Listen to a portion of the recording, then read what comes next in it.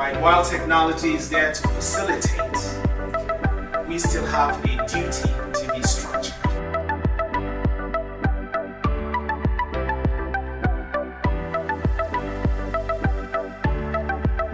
PowerPoint. I've done this a few times now, and it refuses to come. So let's do a restart.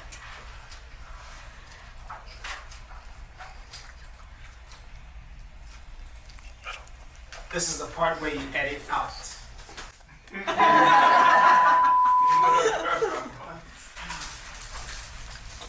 But I'm really excited to be here today and really want to talk about something that has been near and dear to my heart in terms of my journey in the corporate sector and most of the exposures I'm learning that I've learned most of the years that I've spent in these big buildings, and that is structure.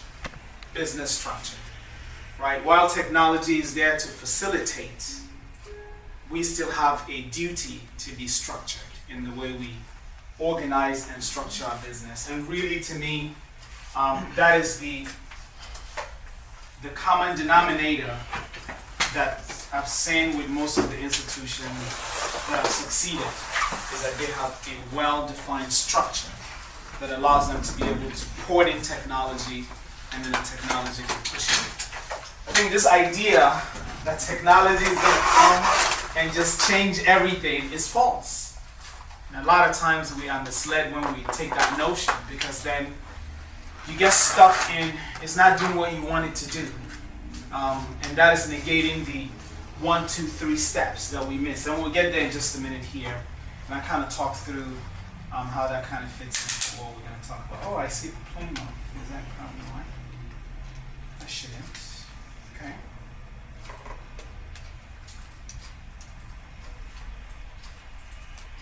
I have my pretty slide here that I love a lot. Let's see, this is good. That I like a lot. And that is, as someone who learned programming at a very early age, one of the things that I learned is, at the time, the popular words that you hear is garbage in, garbage out. Right? So this thing called computer is nothing but what we put in. And so all this big conversation on ChatGPT is not something that is from the sky. It's, again, something that we developers put together.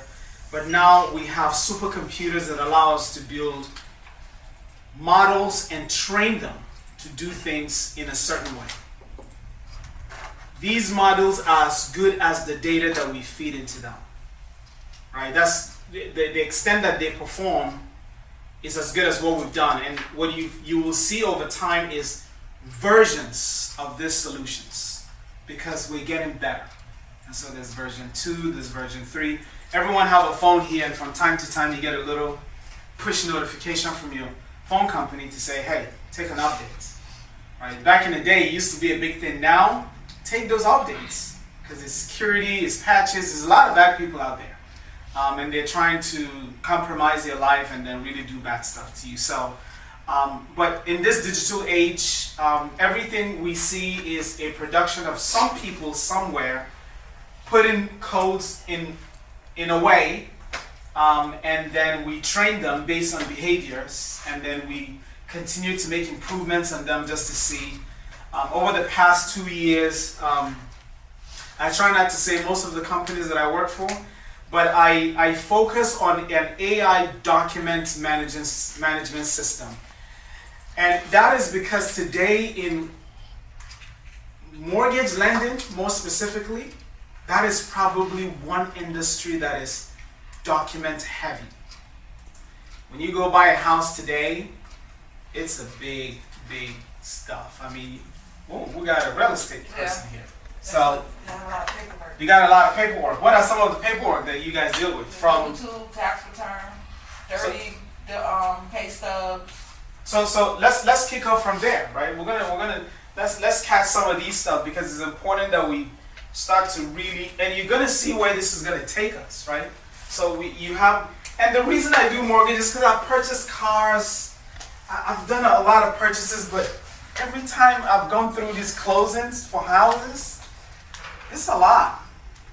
From the time I just want a home, and then it closes, it is a lot of documents, right? So I will write them all here, and you see what I will do here. We'll call it loop function, which I'm just going to create pretty quickly. So I'm going to bring my notepad because I like to take these notes to kind of help me visualize what I'm doing. So in mortgages or any business that we have, document is such an essential piece of any business. And it could be as easy as a contact form. Give me your name and number and a phone number and an email. That is something that you're going to have to hold somewhere. Now, if it begins to have some important information like private information, social security, now we have to think, where do we put it? Right? It's not everything. That little email, even though it's considered private information, personal, is not highly scrutinized when it's your date of birth and all that kind of data. So it's important that the data that we collect, how we store them, is important. But again, we're going to think about what are these data. But let's talk about mortgages. So in mortgage origination, we're going to take that as an example, and we're going to build our structure here. And the reason why I talk about mortgage a lot is I've worked a lot in the mortgage industry, a lot. I've seen from single homes to commercial properties to really building malls and stuff like that, and all the financing that goes with it, to the servicing and all the systems, cool stuff. Right, so in mortgage origination,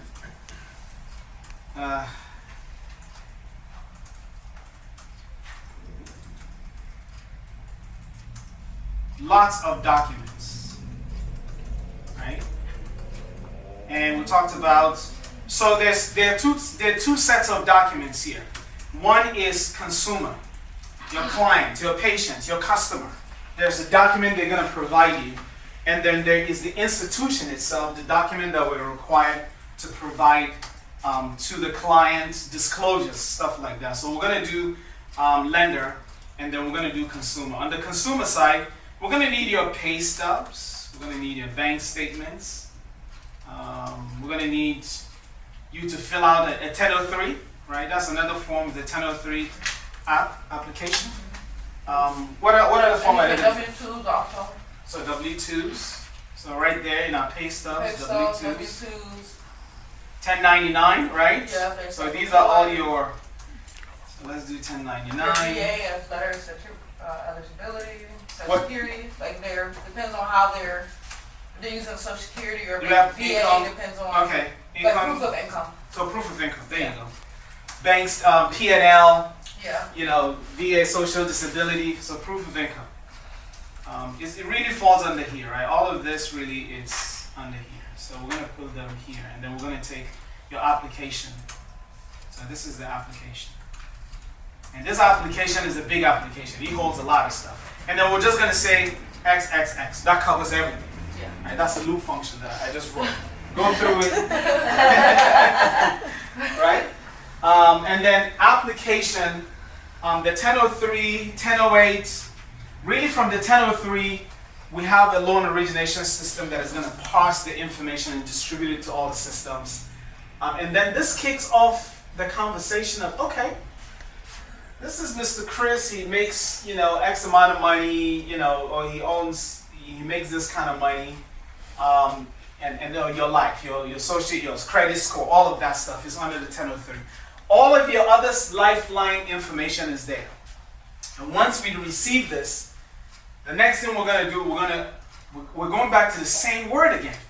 We're going to push it to the pipeline. Right? I keep coming back to this word, pipeline. Very important piece, because as we'll see shortly, and I've talked about this a lot, everything hinges. Your success, automation, growth, scale hinges on pipeline. And what is a pipeline? We've talked about this. This is your funnel. This is your processes or your process. I have asked so many people, so I'm going to start with you, and I'm going to go around the room. If I come to you, what is your, for the purpose of the interest of anyone who is listening to us on video, what do you do for a living? I'm a realtor. You're a realtor. So yeah, I come to you. So what, in your line of business, what kind of services will you provide to me? So typically like today I get a call for someone who wants to buy a house. Okay. So most people don't have their paperwork together. Okay. They don't realize the nuances of what it comes to buy a house. Okay. So half of my day I'm spending whipping people into gear, get your paperwork together, because it's very important. Okay. So from there, once you get your paperwork together and do your mortgage application, I like to wait to determine how much you get approved for before we start shopping for a house, because you could tell me you want a 6-bedroom house, a jacuzzi. That don't mean you're going to get approved for that. So I don't want you to fall in love So with you're a house. talking about a pre-qual or actually? Yeah. So you're going to So do a with that whole pre-qual? yeah. Okay. Because I don't want you to fall in love with a house. Most people call me, they're like, oh, I saw this beautiful house. Can we start that process? So I try to let them know that's first, get you approved. I don't waste your time or mine. Got it. Yeah. So you do a pre-qual and they say, yep, we're We good. shop around. We'll within shop that around. price range. So we shop around, okay. Shop for a home. And once you get a home, Then because I'm an investor agent, I like to kind of go a little bit aggressive. So if you're buying a house, I'm going to try to negotiate the price okay. for you and get you something lower, or get that seller to pay your closing costs or something. We're going to get something out of this person. Okay. Negotiate with seller and then you submit the offer. Submit the offer, follow up. So if the offer is accepted, I still like to be in contact with my client. Okay. For instance, I had a closing like May 15th. That's closing June 4th. Okay. So the offer was accepted. We, did the contract and everything. But Grace, because she's older, I still want her to remember me, so I still checked up on her. Like Okay. Memorial Day, happy Memorial Day. If you got any questions, I'm here for you. I know she's closing on the 5th, so the day before her closing, I'm going to see if she got any questions. Don't be nervous. Anything you need from me. And then maybe once she gets settled in, like 30 days later, I'll send her a thank you card, and at that time, ask for another referral. Got When it. I initially spoke to her, I got 3 referrals. So Oh, then okay. I like to do, because she's gonna close, so I'm kind of talking to her a little bit more until she closes. So then I'll leave her alone for a little while, and then Right. I'll call her, make sure she's happy, get another referral from her. And the cycle repeats itself over Yeah, again. yep. And then because she's already good, she got a house, I'll probably follow up with her around holiday time next year, ask for another referral, like that. Got it. Follow up. Yeah, just follow up. Any questions? Any questions? Yeah. You see those X stars that I made here? Is a whole new world once that offer goes into the bank. That goes into another pipeline that kicks off a whole conversation. From appraisals and title companies. Appraisal, inspection, Inspection. yeah. Any title issues Title have to be clear. problems, things like that, yeah. We're looking at your income, making sure you're Don't do eligible, anything crazy. underwriting, Don't conditions. spend your money in this time. I had a client, she gonna spend up her money. So why would you do that? Right, You right, know we were closing, what's wrong with you? right.